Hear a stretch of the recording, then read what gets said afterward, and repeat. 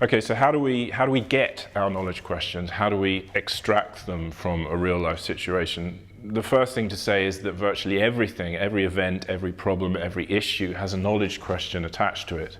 In its most basic form, we could simply ask, how do we know? How do we know about this? How do we know that there's an election going on in the UK today? How do we know that the sky is blue? How do we know that Washington, DC exists, etc., etc.?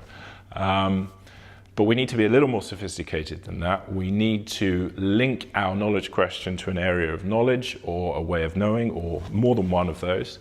And we need to frame it in a way in which we can explore it through those areas of knowledge.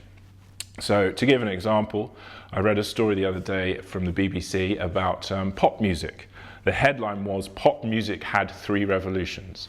Apparently, scientists in London universities have looked at around 17,000 songs from the US Billboard Hot 100, and they have said that there were 3 revolutions in music: in 1964, in 1983, and in 1991. Now, as a music lover, I was drawn to this article. It seemed to me extraordinary that scientists could pinpoint with exact precision and accuracy this was when the revolutions occurred.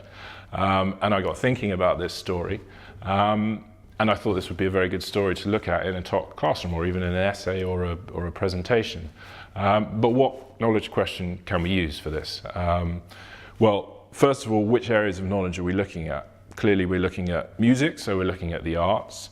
We are also looking at science. The article doesn't specify what sort of scientists these people were, so it could be natural sciences, it could be human sciences.